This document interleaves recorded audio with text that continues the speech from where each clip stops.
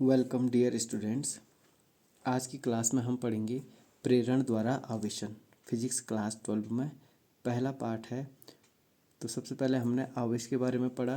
अब हम पढ़ेंगे कि वस्तुओं को अगर आवेशित करना है तो एक मेथड हमारे पास प्रेरण है, इंडक्शन है। तीन मेथड होते हैं, एक चालन द्वारा आवेशन, एक होता है प्रेरण द्वारा आवेशन और एक घर्षण द्वारा। तो देखिए प्रेरण द्वारा आवेशन का क्या तरीका है, जल्दी से समझते हैं। फॉर एग्जाम्पल ये हमारे पास कोई भी एक धनावेशित छड़ है, ठीक, कैसे भी ले सकते हैं आप। धनावेशित छड़ है। अब मैं इसके नज़दीक क्या करूँगा, इसके नज़दीक एक धातु का गोला रख दिया मैंने। ये इंसुलेटर हटता है नीचे से, ये गोला है धातु का। क्लियर। ये धातु का गोला है, इसके पास में मैंने ये आवेशित छड़ के पास रख दिया। अब क्या होगा, क्योंकि हम जानते हैं कि धातुओं के भीतर फ्री इलेक्ट्रॉन होते हैं, अर्थात इलेक्ट्रॉन होते हैं जो गति करने के लिए स्वतंत्र हैं। तो ये धन आवेश उन ऋण आवेशित इलेक्ट्रॉनों पर आकर्षण लगाएंगे और इसका प्रभाव ये होगा कि वो इलेक्ट्रॉन जो है इस धन वाली छड़ के, धनावेशित छड़ के तरफ आ जाएंगे। तो इलेक्ट्रॉन इस साइड से इस साइड को मूव कर गए। तो यहाँ पे क्योंकि इलेक्ट्रॉन की कमी हो गई, यहाँ इलेक्ट्रॉन की अधिकता हो गई, ये ऋणावेशित हो जाएगा, ये वाला सिरा धनावेशित हो जाएगा। इक्वल अमाउंट में, जितना यहाँ ऋणावेश उतना यहाँ धनावेश। इस छड़ को, जो ये आवेशित छड़ है, माना ये है आवेशित छड़, आवेशित छड़, इस आवेशित छड़ को अगर मैं इससे दूर ले जाऊं तो ये फिर से क्या होगा कि ये इलेक्ट्रॉन पे अब जो आकर्षण बल खींचने वाला था इलेक्ट्रॉन को, जो इस ओर लाया था, वो फिर से ख़त्म हो जाएगा इसको दूर ले जाते ही।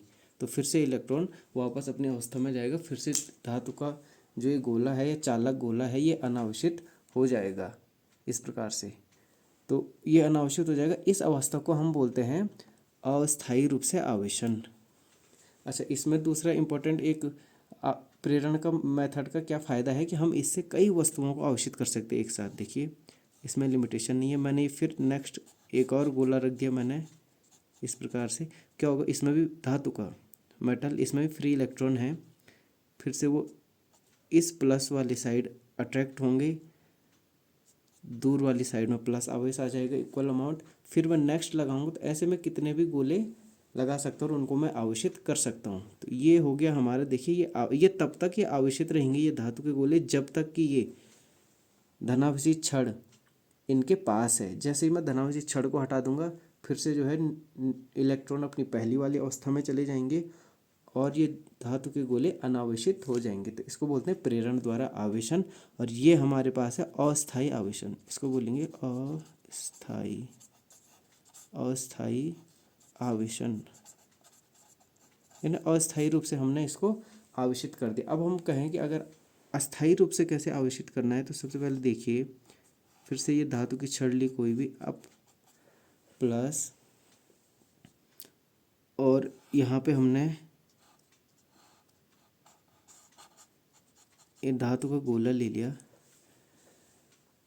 ये इसके नज़दीक, जैसे इसको पास रखेंगे इलेक्ट्रॉन इस ओर मूव करेंगे आकर्षण बल के कारण, दूर वाले सिरे पे धनावेश हो जाएगा, पास वाले सिरे पे ऋणावेश हो जाएगा। अब मैं क्या करता हूँ, देखिए कि एक तार, चालक तार लेता हूँ और इससे जोड़ते हुए इसको अर्थ से, ये ग्राउंड हो गया, ग्राउंड या अर्थ से कनेक्ट कर दिया। अब क्या होगा, क्योंकि यहाँ धनावेशित है और इस तार में से यहाँ से इलेक्ट्रॉन आएंगे। इलेक्ट्रॉन क्यों आएंगे, क्योंकि धनावेश है, इलेक्ट्रॉन इसकी ओर आकर्षित होंगे। तो यहाँ से हमारे इलेक्ट्रॉन इस प्रकार से मूव करेंगे, ये इलेक्ट्रॉन मूव कर रहे हैं, अर्थात जो कन्वेंशनल करंट है वो इस डायरेक्शन में आएगा। क्लियर। करंट ऐसे मूव किया तो इलेक्ट्रॉन यहाँ से आएंगे और इस धनावेश को न्यूट्रल कर देंगे। तो नेक्स्ट हमारे पास जो फिगर आएगा वो इस प्रकार से क्या होगा, वो हमारे पास इस प्रकार से रहेगा।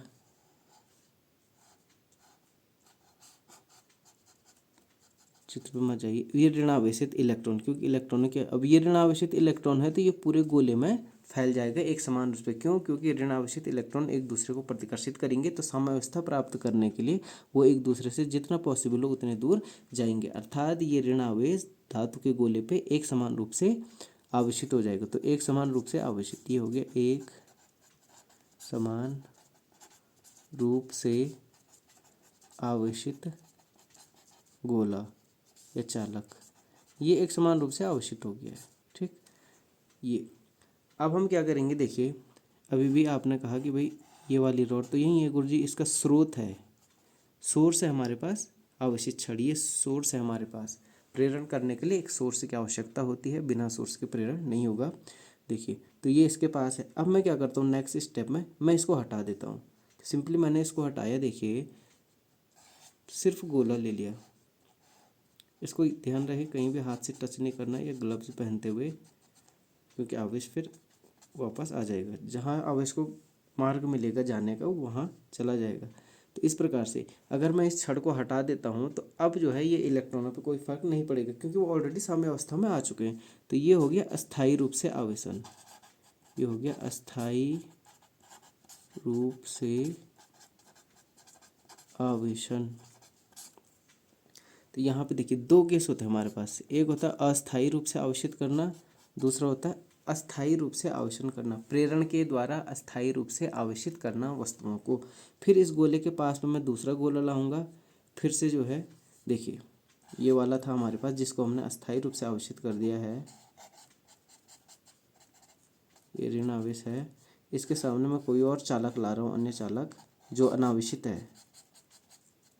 तो क्या होगा, क्योंकि ऋणावेशित है, इलेक्ट्रॉन क्या होगा, दूर जाएगा, इलेक्ट्रॉन दूर जाएगा, ये दूर की ओर चलेगा, दूर वाला सिरा ऋणावेशित हो जाएगा, पास यहाँ इलेक्ट्रॉन की कमी हो जाएगी, इसलिए धनावेशित हुआ। तो ये प्रेरण द्वारा हम ये देख रहे हैं, यहाँ पे नोट कर रहे होंगे कि अगर जो है स्रोत आवेश धन है तो प्रेरण द्वारा उत्पन्न आवेश क्या होगा, ऋण, उसके पास ऋण आवेशित। यानी स्रोत जो धन है, अगर स्रोत हमारे पास धन आवेश है तो प्रेरण द्वारा जो उत्पन्न आवेश है वो ऋण आवेश है। यहाँ पे स्रोत हमारे पास ऋण आवेश है तो प्रेरण द्वारा उत्पन्न आवेश क्या है, धन आवेश है। इसको फिर से मैं तार से कनेक्ट कर दूंगा, अगर मैं इसको फिर से देखिए ग्राउंड से कनेक्ट कर दूंगा तो हमारे पास इस प्रकार से मिला। फिगर थोड़ा सा रफ बनेगा, आप कॉन्सेप्ट समझिए। तो ये ऋण आवेश वाला गोला है, इसको मैंने कनेक्ट कर दिया है, यहाँ इलेक्ट्रॉन की अधिकता हो गई, वो इलेक्ट्रॉन जो है यहाँ से यहाँ को मूव करेंगे, अभी करंट इस तरफ जाएगा, अभी इलेक्ट्रॉन ऐसे मूव करेंगे इसके अपोजिट। तो यहाँ पे ये धनावेश जो है फिर से सब जगह फैल जाएगा, पूरा गोला आवेशित, एक समान रूप से आवेशित हो जाएगा। लेट्स सपोज कि ये आवेश Q है और ये वाला आवेश जो है Q डैश है, चालक है तो ये वाला भी Q डैश है। तो स्रोत आवेश अगर Q है और प्रेरण द्वारा उत्पन्न आवेश Q डैश है, देखिए दिखने लगा, स्रोत आवेश अगर Q है, प्रेरण द्वारा उत्पन्न आवेश Q डैश है, तब हम ये देखते हैं कि जो प्रेरण द्वारा उत्पन्न आवेश है वो सदैव स्रोत आवेश के प्रकृति में विपरीत होता है। अगर धनावेश से प्रेरित करेंगे तो ऋणावेश को प्रेरित करेगा, ऋणावेश होगा वो धनावेश को प्रेरित करेगा। ये स्रोत आवेश Q है, ये प्रेरित आवेश Q डैश है, इस प्रकार से देखिए।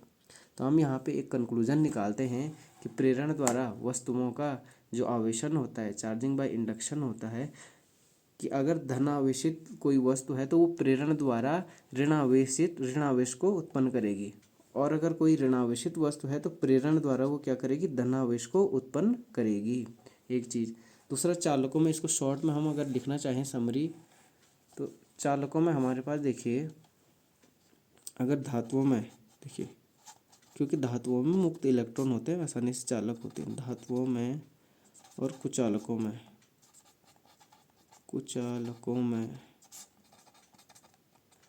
अगर मैं ये कह दूं तो देखिए 2 पॉइंट हम सिंपली लिख सकते हैं कि Q जो स्रोत आवेश है Q is always equal to Q dash but opposite sign, कि जो प्रेरित आवेश है वो मूल आवेश या स्रोत आवेश के ठीक बराबर होता है धातुओं में। यहाँ पे देखिए ये Q है, ये Q डैश से बराबर होगा, ये आवेश बराबर होगा। जो भी आगे हम चालकों को आवेशित कर रहे हैं तो वो सब क्या होंगे, बराबर आवेश होंगे। और कुचालक में कि अगर ये स्रोत आवेश Q है तो ये हमेशा बड़ा होगा, प्रेरित आवेश हमेशा छोटा होगा, फिर से यहाँ पे भी प्रकृति विपरीत होगी। तो ये आप नोट करिए, एक नियम ये है प्रेरण का कि चालकों में या धातुओं में जो प्रेरित आवेश है वो स्रोत आवेश के ठीक बराबर होता है, प्रकृति में विपरीत होता है, जबकि कुचालकों में जो प्रेरित आवेश है वो सदैव स्रोत आवेश से छोटा होगा और जो है प्रकृति में विपरीत होगा। तो ये प्रेरण द्वारा आवेशन था। 2 तरीके होते हैं, अस्थायी रूप से कैसे आवेशित करना है यहाँ पे हमने जाना, और स्थायी रूप से कैसे आवेशन करना है, चार्जिंग करनी है, वो यहाँ पे ये हमने इसको समझे हैं। इसके और भी तरीके हो सकते हैं हमारे पास, लेकिन सिंपली अगर प्रेरण द्वारा आवेशन को समझाना है तो इस प्रकार से हम समझ सकते हैं। यहाँ पे देखिए कुचालकों में क्या होता है, कुचालक जो है पूरा उतना जो है इलेक्ट्रॉनों को शिफ्ट नहीं कर पाता क्योंकि उसमें बद्ध चार्ज ज़्यादा होते हैं, इसलिए प्रेरित आवेश सदैव कुचालक वस्तुओं में कम होगा। इसका एक प्रेरण द्वारा आवेशन के एक उदाहरण देखिए कैसे होता है। जब हम कंघी को सर पे रगड़ते हैं, प्लास्टिक की कंघी को या स्केल को, तो वो कागज़ को, छोटे छोटे कागज़ को अपनी ओर अट्रैक्ट कर देता है।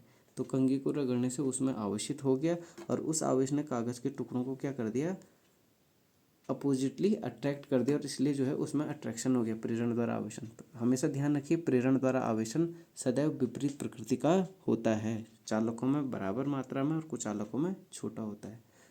आशा करता हूँ आपको ये टॉपिक पसंद आया होगा। Thank you very much. आगे भी इस प्रकार के वीडियो देखने के लिए चैनल को सब्सक्राइब कीजिएगा, लाइक कीजिएगा, शेयर कीजिएगा। Thank you very much.